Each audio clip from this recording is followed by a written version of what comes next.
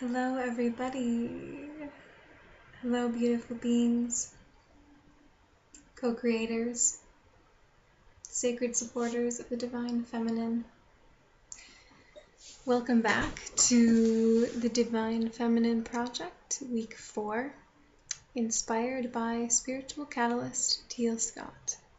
So it is Week 4, and this is a couple of days later than I'm usually updating. And I've kind of had some pause for reflection. So last week, I made a video and blog post about exploring sensuality and sexuality.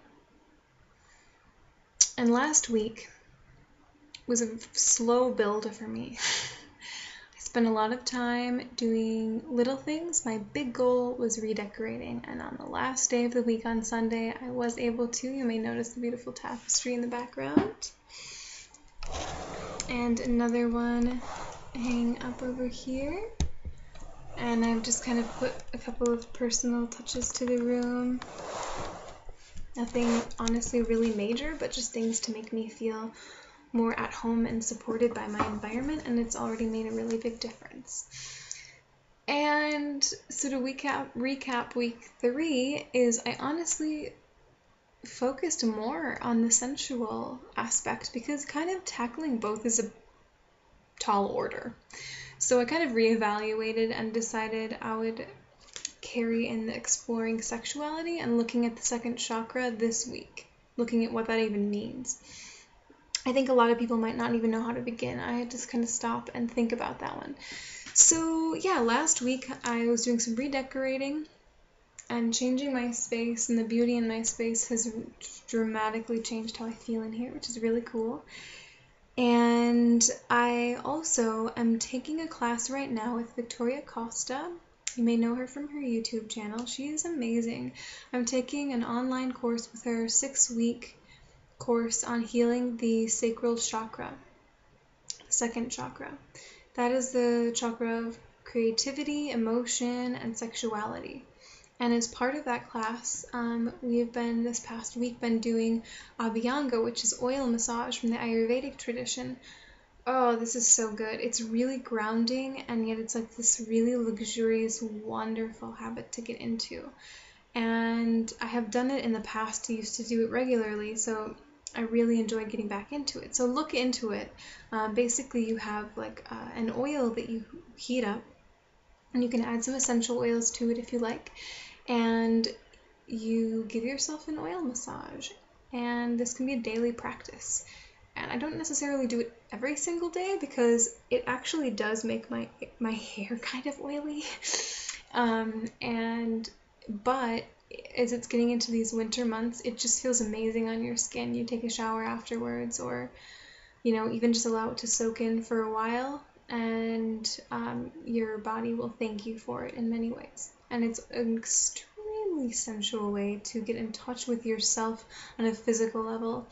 I am somebody who does get very in my own head, and even doing projects like these, I can become overly academic about them and like write about them and everything, but then sometimes I forget that I need to become more engaged. So anyway, that was last week, and I definitely was like, you know what, I didn't even really begin tackling the sexuality thing. It was kind of overwhelming to me. Plus, talking on YouTube about it is like not something I'm super comfortable with. So hey, let's just delve into that, because if we weren't, kind of expanding our boundaries and getting a little bit uncomfortable, we might not be growing quite as much. So let's go there. Let's just go there right now. Yay! So I have been thinking about it more.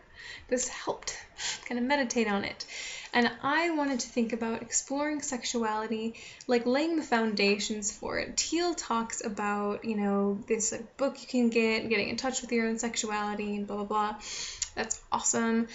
For many of us, it might be a really intimidating thing to just launch right into. So for me, I'm at least wanting to set that foundation so that it can become a more natural thing in my life. So that I, give attention and thought to.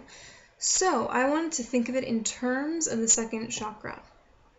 And that is the color orange is associated with it. It is the seed of your emotions, creativity, and sexuality. And when I think of emotions, I think all about flow, about the flow of yin yang, not just the idea of the opposites of yin yang, like not interacting, just one here, but the constant flow of them, receptivity and, activity. And that's really what creation is. When you're creating something, you're becoming this open vessel for source stream to express itself. So you're, getting in tune with yourself enough, which is the yin aspect, and then letting it flow out, the yang aspect. So if you wanted to do anything related to these, you'd be beginning in touch. And some more specific things about this that I jotted down were you can use color therapy. So orange is not a color I really have a lot of. I love this tapestry hanging up for that reason. My yoga mat is orange, so even just laying on that and just soaking it in and doing some meditation exercises feels really good. You can use it as color therapy. The foods you eat, look for that color in the foods that you eat. And what essential oils, I'm really digging those right now. So the ones associated with that are like some cinnamon, sage, or masculine or feminine blends. And I love cinnamon. I use it in a lot of things. And I'm using this Clary Calm blend for women. And you can use it to kind of help balance your hormones and for menstrual cramps or menopause. But I'm just using a little bit of this every day. It's amazing. Clary sage, lavender, bergamot, Roman chamomile, cedarwood, ylang-ylang, geranium, fennel, carrot seed, palmarosa, and vitex. And just roll it on. And you can work with stones. I unfortunately don't remember what kind of stone this is. I think it might be carnelian agate, perhaps. But I'm going to be putting that under my pillow, allowing that energy from the stone to come in. And because emotions are all about movement, I'm also doing a movement meditation class right now that has been amazing. But anything with movement in it, yoga, dancing, whatever, anything to get everything flowing and expressing, and something where you're kind of allowing yourself to get out of just being stuck up here. So, it also, the second chakra, it has to do with flow, and so it governs your body in terms of liquids. So your kidneys, bladder, large intestines, you could do anything kind of relating to water would be a really good meditation, or visualization, or taking baths, or, thinking of the cleansing energy of water, blessing your water. Teal Scott has an exercise to do on that. But I'm just going to share what I'm doing on a daily basis. So I'm still going to be doing my oil massage in the morning, using the essential oils, sleeping with this stone under my pillow, and using, essential oil. And there is a tea that I'm starting to use.